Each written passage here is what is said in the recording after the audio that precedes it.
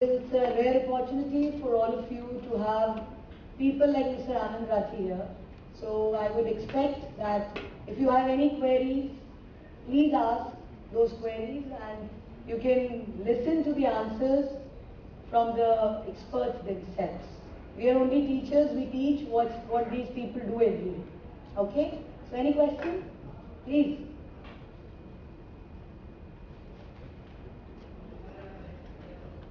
You can mention to whom do you want to ask, please. Both the questions are for Pankaj sir. First question was regarding the education innovation, which he said. Can you give more brief idea, more detailed idea about that? Yes. Second question would be, what kind of innovation do you see in the finance world? In the first world, I mean to say the developed countries. The innovations in the developed countries in the financial sectors. Thank you. See, first thing, this address was limited to personal finance, especially. And as you said, that what kind of innovation, as there are many opportunities. Whatever applications we are seeing here, whatever way things have changed, the way we manage our money, the way we used to manage the money earlier and the way we are using now. If I talk about that personal finance software, applications, budgeting applications, there are many applications and still being not used by all of us. There are many opportunities, many resources available which have not been used properly, and still there are more opportunities which can be created, which will be helpful for people managing their money. As I gave example of that, your Demat accounts. When I say that wealth can be created through equity, then why people are not investing in equity? There are two reasons. One may be that people do not have knowledge about that, and people always think that equity is something like gambling and do not consider that as investment. Though gambling can be anywhere, right from that cricket to some other thing, but does not mean that equity is gambling. Equity is investment. You are becoming a part owner of that company where you invest. But still, I wonder why only 2 crore Demat account out of 121 crore population. There are two things: either people are not educated properly, our institutions are not educating properly about the finance, personal finance, or second thing that they are finding it difficult to invest, maybe because of technology, which is becoming hurdle rather than becoming friends in investment. So that is why I say, if you people have knowledge of personal finance, which is mixed with technology, and you develop something which creates innovation, which creates a platform for people to invest. That is why I said that personal finance can be helpful in creating opportunities in industry, jobs for you people. So that is the whole idea. And worldwide, you said whatever application I'm talking about, whether this online investment, except only this RTGS, NEFT, ECS, though these are also not our innovation as such, we are following that. But today you understand that how easy it has become to transfer money through RTGS, NEFT or ECS.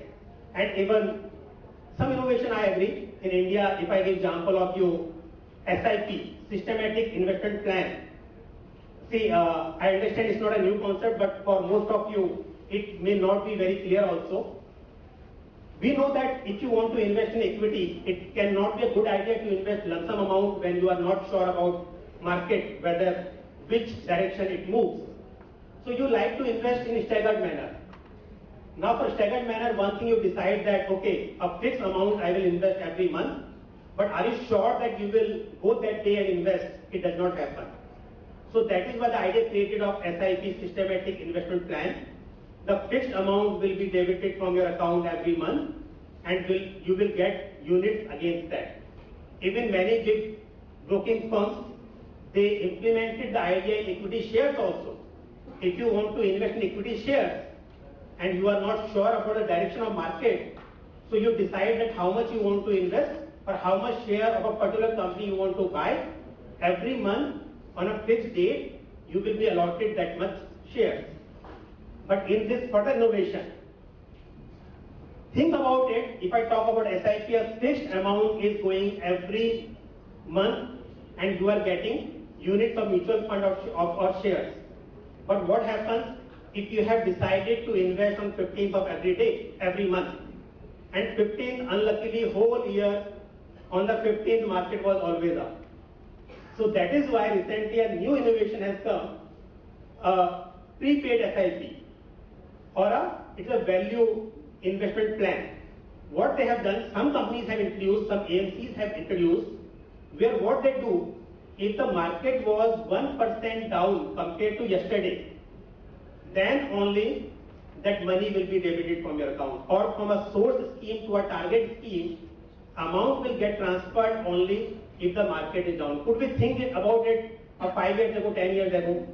You know, this is the idea. When you thought that yes, I want to invest in equity but do not want to take risk, then what to do? You thought about SIP. Then you thought, okay, SIP is good, but if every month on 15th market is up only, then what? Then you got the idea that what could be done. Then you develop the idea of value investment plan. So that is why idea creates innovation. And these are the opportunities in financial sectors when I talk about personal finance. Because business will come, there will be many things there, but one thing I know, that out of 121 plus population, 120 crore plus population, there are a lot of opportunities in investment, saving, wealth creation. That is why if you people take it, personal finance mixed with technology, it is going to create many opportunities.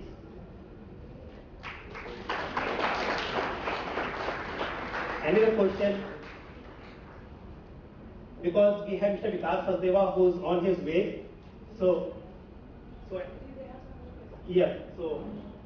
me, or I'm even fortunate that Mr. Rathi is here. Even I'm a great fan of him because he's the person when trading was happening in rings, in exchange, and today so many innovations happened, and where we are today, it is because of people like him.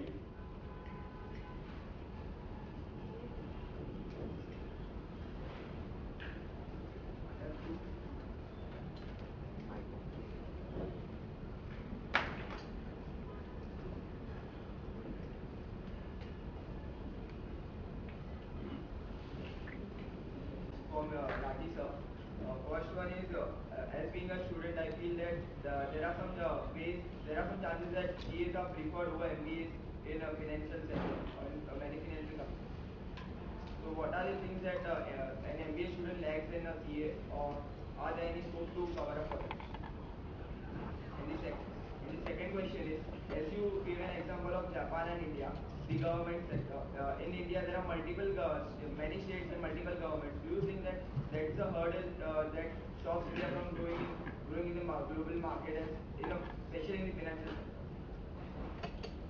I think as far as the qualification is concerned, yes, few years ago, maybe 10, 20 years ago, chartered accountants were preferred in the finance function, but no more. Now I think MBAs are far more equipped in the financial management side, because their exposure is quite different than chartered accountants. The advantage only chartered accountants have got is that they've got 3 years good practical experience working with the chartered accountant.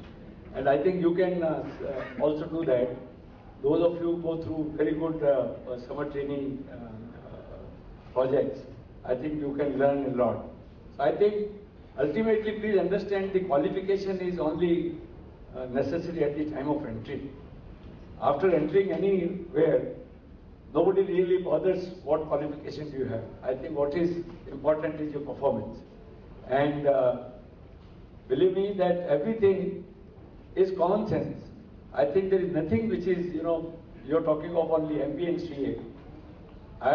Most part of my life I have been managing businesses, and in technical functions, I could see that I could acquire the knowledge which the best technical people in the world have, and we could talk to them because at the end of the day, it's the common sense everywhere. If you go into details, I think what is more important, when you talk to chartered accountants and MBAs, now MBAs used to come for interview, what do they want to become? Oh, you want to become a product manager? No, sir. Sales manager? No, sir. Finance manager? No, sir. What do you want to become? I want to become general manager. So, so that's why, the image got created that, but I'm sure, all of you have, without being basic brilliance, you can't come to this course. And I think the courses are very good. It's not whether you're a chartered accountant or even an engineer. Today, in finance field, who have succeeded most? IITs. You know that? All the new product innovation has come by, this is largely managed, all aapke derivatives and other things, largely managed by these, all structured products. Now talking of innovation, as you were told, now today structured products which are coming is a great innovation, and people may not, I'll tell you, since we are also in the business of manufacturing products of our own. Recently our team produced a product of equity product based on Nifty, which was a hedge product. And what was this product? If market goes up, your capital is protected if you put 100 rupees. But if market goes down, if it goes down by 1%, you will get 6% gain. If it goes down by 5%, you will make 30% gain. Now one would think that how is that possible that market goes down and still you can reward? It is possible because today the structures which are available of derivatives, options, futures, you can create a combination of all these products in a manner that either you can hedge and you can make money while market is going down, because then you take those sort of products. And if market is going up, we have given products where we'll give 10 times the market growth in next 3 years. If market goes by 10%, we'll give 100% return. Okay? Now, how does this happen? It's not that I'm taking a risk on those products. I don't take any risk whatsoever. What I do is to manufacture such product by bringing a combination of multiple products. And that's how, so these innovations can be done by everybody. And I think those of MBAs who are engineers, they have a great combination. But one thing I want to tell you, don't worry about qualification. Whatever job you do, enjoy doing it, and if you do it well, there is no reason that you can't succeed. You'll definitely succeed in any way you do. Thank you. Yeah, what is your second question? You gave an example of Japan. Yeah. The question is that China. Japan, China. So Yeah. do you think that in India there are there are many states and multiple governments? Is this a hurdle for the You see, I think there are always, any political management system has its own advantage and disadvantage. We had communist regime where Russia failed and China succeeded. We have, presidential systems like in US. We have our federal system, which we have in, other parts of the world, many other parts. I think it's not system which is important, but it's the way it is executed. I think yesterday, perhaps those of you who heard Modi's speech, he mentioned one thing, that a committee should consist of Prime Minister and Chief Ministers. Actually today, why our country is growing, despite all the problems, I think why there is a difference between growth between different states, because largely the execution is in the hands of the states. But there are a lot of powers in the hands of the central government which could become obstacle.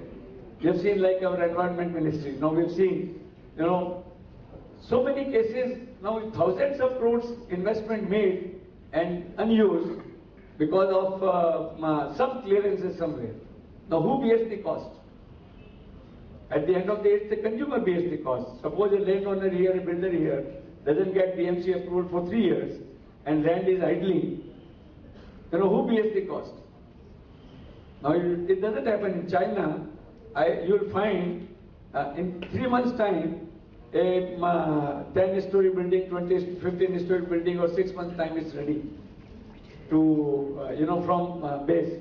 It can be done. But so what I had mentioned earlier, if our bureaucratic and political hurdles can come down, which have to come down if you have to succeed, and I think there's increasing pressure of people now in the democratic route. It takes time because elections take after 5 years. you get an opportunity to get new political management after 5 years. But now realization is coming. I think next 10 years, you'll see big change. You've seen, Kejriwal out of nowhere. Why did he come? Because he displayed certain different ethics. He placed before the public that, how one could be more effective. So I think the whole thing, whether Mr. Kejriwal succeeds or not, the biggest impact it has brought on all the political system is, number one, they have to put now good candidates in the election.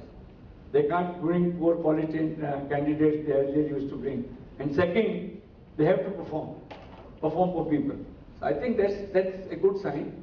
And I'm sure, we have better opportunity than China. We are no less, 1 to 1. An Indian is no less than a Chinese or a Japanese. We can do far better. But sometimes, collectively, we are so intelligent that, when 10 people sit together, you have 11 opinions.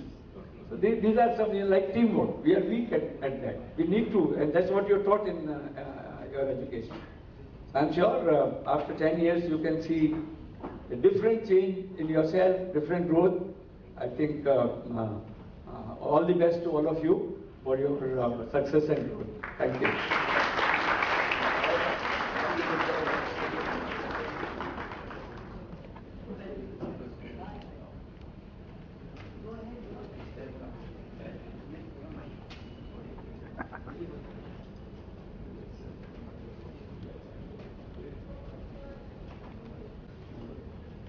Our next speaker is Mr. Vikas Sachdeva, CEO at Edelweiss Asset Management Limited. He is a veteran in the financial services industry. Mr. Sachdeva has close to 2 decades of experience in marketing and distribution of financial products, including 15 years in funds management. His core responsibility is to spearhead Edelweiss mutual funds and AMC operations across regions. May I please request Dr. Swati Lodha to present a floral welcome to Mr. Vikas Sachdeva.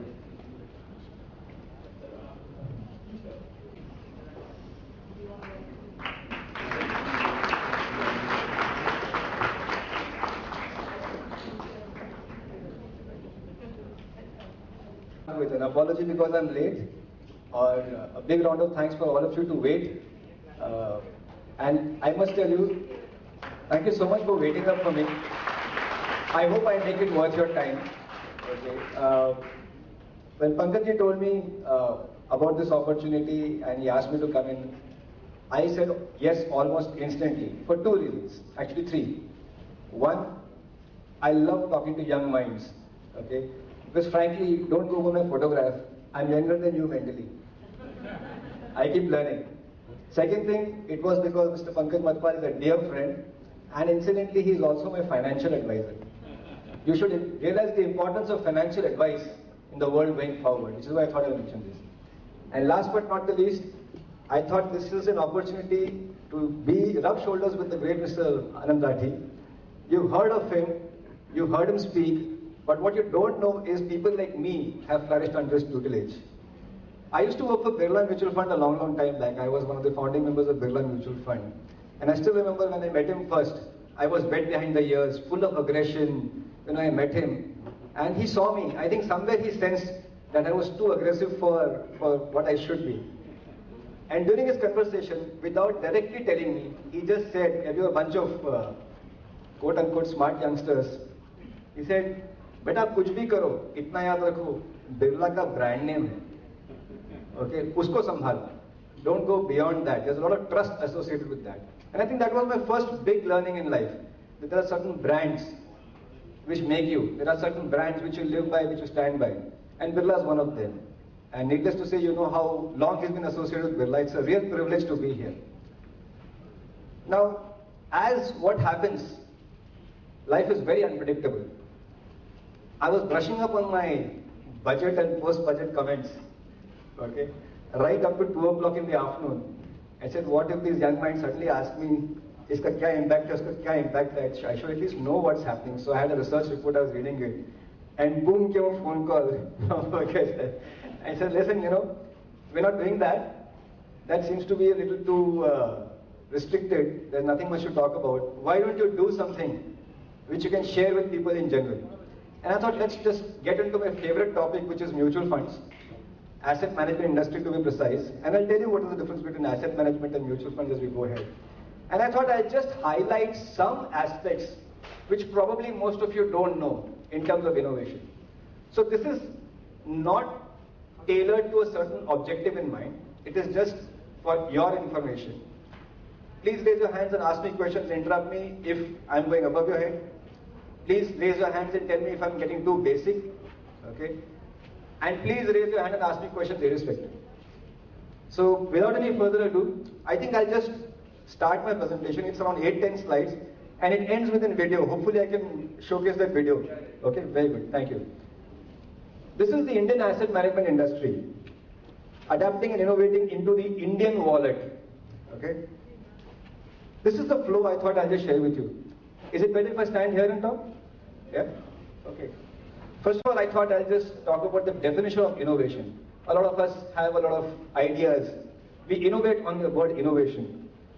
What is the Indian asset management industry? What does asset management mean in its true sense of the term?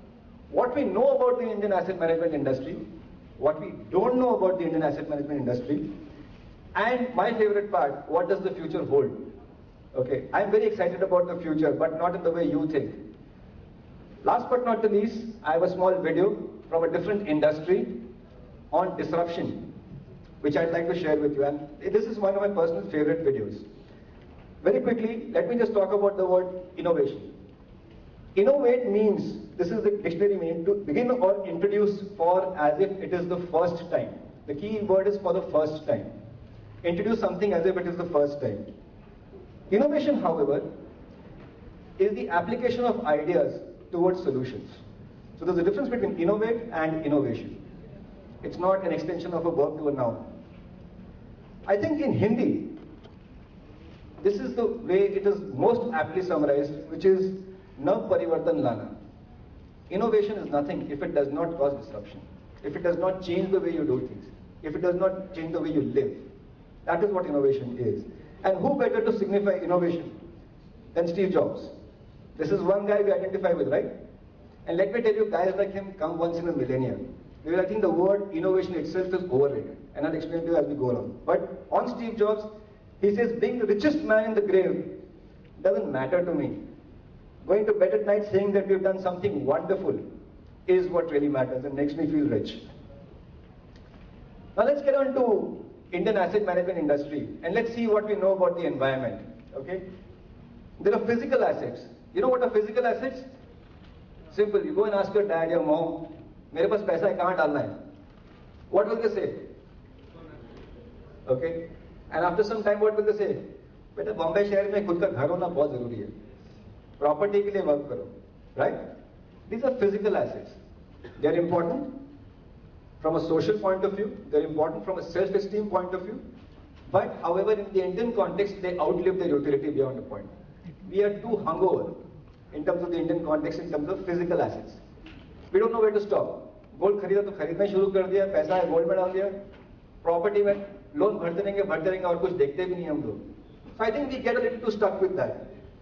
Financial assets. The last 50 years have thrown up financial assets like FDs, chit funds, collective investment schemes, and they've thrived for two specific reasons. One, lack of competition, and two, lack of information. Chit funds and CIS, collective investment schemes. You know what are collective investment schemes? No? Do you know of some companies which have run away with investor monies in West Bengal? Anybody knows the name? Sharda. I can't hear you guys. Speaker was not in East West Bengal, but that is one of the schemes. Sarda? You read newspapers? Or you're into Facebook? I see everybody saying Facebook. Don't worry, I have an 18-year-old son and he responds exactly the same way. It's very exasperating for a father. Like they say, you know, as children grow up, and you'll realize that when you have children of your own, by the time you realize what your father said was right, you have a son to tell you that what you're doing is wrong. Okay? So it's absolutely fine. But FDs, chit funds, collective investment schemes have thrived primarily because there's been no competition and no information. They've taken full advantage of financial illiteracy, particularly collective investment schemes. And in the last 50 years, there has been a small green shoot, which is called mutual funds. It all started in 1963. 1964, US 64 was launched. Second phase, 87 to 93, you had all the public sector banks, okay? Was anybody here born in 1993? I'm sure yes, right? What class were you in 1993, on an average? 3 years, 4 years? Right. Thanks for making me feel really young. So there were these schemes by Canara Bank, Bank of India, Bank of Baroda. They had scheme names like Bonanza, Triple Bonanza, Guaranteed Returns. But they were the first entry of mutual funds in from the public sector. Third phase, 1993 to 2003. And I have been very fortunate to be part of this phase from 1995 onwards. 1993, you had the country's first private sector mutual fund, which was? First private sector mutual fund was? Sorry? IDBI private sector nahi hai dost. Private sector. Has anybody heard of the company Kothari Pioneer? Gosh, I feel very old. Kothari Pioneer was the country's first entry into the private sector mutual fund space. It got subsequently taken over by Templeton. Have you heard of Templeton India Blue Chip Fund? Right? Templeton India Prima, Prima Plus, they were all Kothari Pioneer schemes. They got taken over. Okay? Birla Mutual Fund, of which I was part of, was launched at that time. So was Alliance and a host of other private sector parties. Right up to 2003, wherein the industry really flourished. From 2003, world over, there has been a swing towards excesses, one direction to the other. Till 2007, it was bullish all the way. From 2007, it has been downhill all the way. Okay? What has happened is that this has become an era of regulations. And I'll give you a very small example which probably you can relate to. In 2000, there were these huge articles which used to come in Business World, Business India, and Rathi Sahab, I think you were also quoted in one of them, which talked about the end of manufacturing as we know in India. Why? Because China. The biggest dominant factor was China. China will decimate the Indian industry. Okay? What happened in the Indian manufacturing industry at that point of time was a lot of processes, a lot of regulation came in, which made the entire manufacturing industry over the next 10 years far more leaner, far more meaner, far more aggressive. So much so that Indian companies started opening shop in China. The reverse actually happened in financial services. From 2000, globally, financial services started opening up. And as they opened up, there are some very, very smart brains in the industry, worldwide. People didn't know where to stop. Things went from one bubble to the other, from the IT bubble to the infra bubble to the subprime bubble, as a result of which tons and tons of investors lost money. Tons and tons of institutions lost money, which is where regulation started coming in. We swung from one end of the pendulum to the other. From being very liberal globally, regulators became very, very strict. And if you do a Google search, you will find that there is evidence to prove why it happened. Simultaneously, these smart brains created different platforms. And what are the platforms? I will just talk to you about as we go along. Can we go to the next slide, please? What does asset management mean? In the Indian context, asset management is often confused with mutual funds. But let me tell you, mutual funds is just one platform. What do you mean by one platform? It's one investment avenue. We basically are investment managers. We manage investment money for people like you, corporates, institutions, trusts. Because we manage it well, we collect more and more money, which is what we collect in terms of assets, and that is what is asset management. Now, if you look at it, the different platforms of mutual fund, primarily for people like you and me, retail investors, portfolio management services. These are customized to a certain high net worth individual's requirements. It's usually for high net worth individuals. Anybody heard of AIF, alternate investment funds? Anybody heard that? You should. If you're into MBA, you should do that. It's currently 15,000 crores worth of an industry. It has sprung up in the last 6-8 months. It caters to ultra high net worth individuals. It's a very, very exciting space. And of course, offshore. Any investor whether it's a local Indian who stays overseas or a different nationality, they can also invest in Indian stocks, Indian debt. So these are different platforms which have come across. There are different schemes. Are you a conservative investor? Do you invest in FDs? Fair enough. Here's a debt fund, which is what also known as an income fund. Are you trying to create wealth over the longer term? You have an equity fund. Is your risk appetite higher, lower, medium? I remember there used to be this gentleman who used to be my boss in Birla Mutual Fund, a gentleman by the name of N.K. Sharma. Okay? And he had a very pithy sense of humor and very witty comments. So whenever we used to go to him, he used to give us solutions in terms of, analogies and proverbs. So we were a few guys who went to him and said, "Sir, market बहुत खराब है, कुछ नहीं दिख रहा है sir, क्या करें sir?" So he heard all of us very patiently and he said, "बेटा आपको एक बात बताता हूँ, म्यूचुअल फंड एक ऐसा आलू है जो हर सब्जी में फिट हो जाता है." And this has never left me. Whatever the situation, bull market, bear market, debt, equity, local, foreign, you will have a mutual fund product. Okay? And that's what it is. Different schemes, different asset classes, leading to managing assets. But in the Indian context, mutual funds is equal to asset management, which is what I think we'll just focus on today. Go to the next slide, please. Before I move on, very quick question. What makes the rich richer? What makes the poor poorer? The answers are here. And it's a very interesting question.